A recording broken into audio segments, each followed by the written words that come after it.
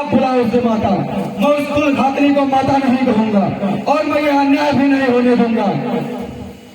लक्ष्मण भैया, मेरा ये धनुष केवल शोभा की वस्तु नहीं है। मैं इस धनुष से महाराज के चतुरंगनी सेना का अकेले सामना कर सकता हूँ।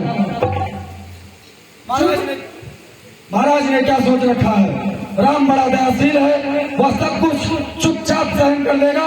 महाराज को नहीं पता कि राम के नाम पर मन लिखने वाले लोग चुप नहीं रहेंगे। सारी जनता विद्रोह कर देगी और फिर जनता की भी क्या हो सकता है? उनका यह दास लक्ष्मण महाराज और उनकी चतुरंगनी सेना के लिए पर्याप्त है। चुप रहो लक्ष्मण, अनर्गल बातें न करो। आप बीच में मत पड़ो भैया। अन्याय सहना क्षत्रिय धर्म के विरुद्ध है। क्षत्रिय पर कोई वार करे और क्षत्रिय उसका समुचित उत्तर न दे, ऐसी वीरता पर धिक्कार है। जो राज सिंहासन प्रजा में घोषणा करके आपको दिया जा चुका है, उस राज सिंहासन पर बैठने का अधिकारी कोई भी नहीं है, स्वयं महाराज भी। वाह यदि वाह, आपका ये लक्ष्मण मर नहीं गया तो उस राज सिंहासन पर महारानी सीता के साथ आप विराजमान होंगे और मत आपके सभा में खड़े होंगे। वाह, कितना सुंदर चित्र है कि पिता हाथ बांधे सामने खड़ा है और पुत्र अपनी पत्नी के साथ आसन पे बैठा उन्हें आज्ञा दे रहा है। इस दृश्य को देखने के लिए आकाश से उतरकर देवता पर पृथ्वी पर आ जाएंगे कि अयोध्या की मानव सभ्यता ने कितनी बड़ी उन्नति करी। परंतु जब पिता अपने आचरण से गिर जाए, अपने धर्मात्मा पुत्र को एक स्त्री। बस करो लक्ष्मण, बस। यह तुम्हारे इतने ही नीच विचार हैं तो आज से मुझे भैया कहना छोड़ दो और आज के बाद मुझे अपना मुंह न दिखाना। यह आप क्या कह रहे हैं भैया? मैं आपके बिना कैसे जीवित रह सकता हूँ? आपके साथ कोई अन्याय करे, कोई अत्याचार करे, मैं कैसे सह सकता हूँ? यह तुमसे किसने कह दिया कि मुझ पर कोई अन्याय हो रहा है या कोई अत्याचार हो रहा है? यह बातें जो तुमने कही है, अत्याचार तो यह है जो तुम अपने बड़े भाई पर कर रहे हो और अपने पिताश्री पर कर रहे हो। पिताश्री पर? हाँ, पिताश्री पर। उनकी पीड़ा को तुम समझते हो, जानते हो कि उनके जैसा वीर और धीर पुरुष आज किस धर्म संकट में है। जो स्त्री मोह में फंसेगा उसकी यही दशा होगी। उनका संकट स्त्री मोह नहीं है, उनका संकट है धर्म। भैया, हाँ, धर्म। आज एक राजा का धर्म एक पिता के धर्म से टकरा रहा है। वो सत्य का पालन करे या पिता के वचन को निभाए। लक्ष्मण भैया, तुम उनकी पीड़ा को क्यों नहीं समझते? भैया, आज मेरे पिता की अवस्था उस घायल शेर की तरह है जो किसी शिकारी के जाल में फंस गया है और तुम ऐसे असहाय शेर पर अपनी तीर चलाना चाहते हो, अपनी वीरता दिखाना चाहते हो। धिक्कार है ऐसी वीरता को लक्ष्मण। ऐसा सोचकर भी आपने बहुत बड़ा पाप किया है जिसका प्रायश्चित हम सबको करना चाहिए, हम सबको करना चाहिए। भैया, तो क्या हम माता के आज मेरे पिता उस अवस्था में हैं जो शिकारी के जाल में फंस गए हैं। एक राजा ने किसी को वचन दिया कि जो मांगे वो दूंगा और मांगने वाले ने वो वचन मांगा है जिससे उनके सबसे प्रिय पुत्र का बलिदान करना पड़ रहा है। यदि वो वचन को रखे तो न केवल अपने सुख नष्ट करे बल्कि संपूर्ण कुल की कीर्ति को कलंक लगा दे।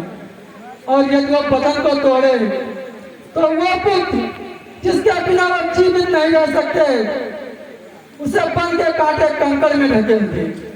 लक्ष्मण, हमारे जैसे पिता तो किसी को बड़े भाग्य से मिलते हैं, परंतु यदि किसी का पिता दुराचारी भी हो, चाहे सारा संसार उसे त्याग भी दे, तो भी एक पुत्र का धर्म है कि वो अपने पिता को भगवान की तरह पूजे, क्योंकि पिता ही मनुष्य का प्राणदाता होता है।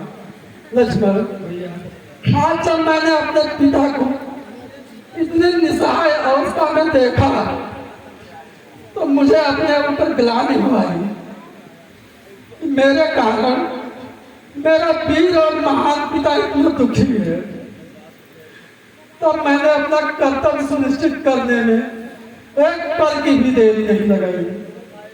लक्ष्मण भैया, मेरे पिता इतना धर्मवान और ज्ञानवान होकर के जब वो दुखी है, तब आप सोचो कि हमारी और तुम्हारी इसमें क्या गिनती है।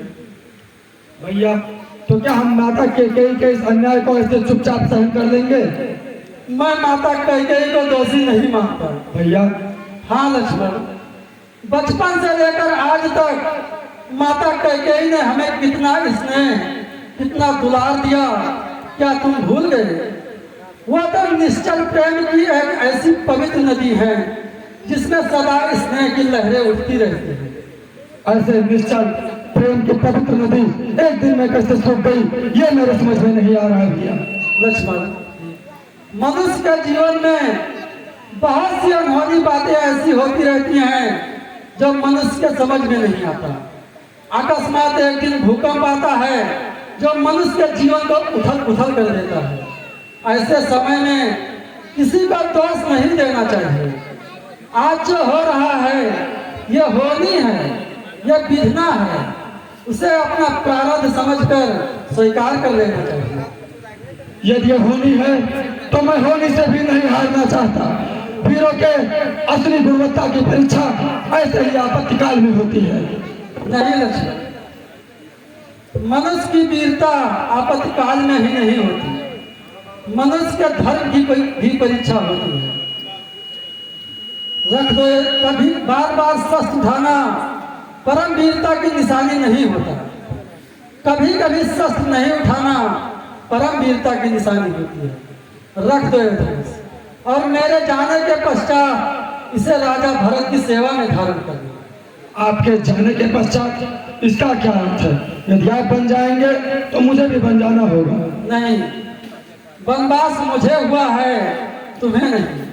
भैया, राम और लक्ष्मण में आप कब से अलग समझने लगे? आप ही ने तो कहा था जो भोग राम भोगेगा वही भोग लक्ष्मण भोगेगा। लक्ष्मण, यदि तुम हमारे साथ चलोगे तो माता पिता, समस्त गुरुजन और सगे स्नेही जनों का ध्यान कौन रखेगा? भैया, मेरे तो माता पिता, गुरु, सगे स्नेही जो कुछ है सब आप में निहित है।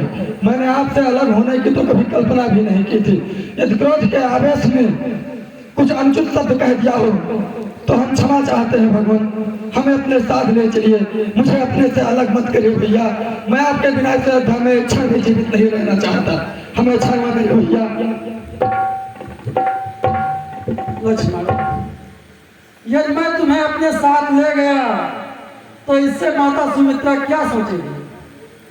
जाओ, पहले अपनी माता सुमित्रा और पत्नी उर्मिला से विदा ले लो, उसके बाद कुछ विचार किया जाएगा। जो आज्ञा भैया।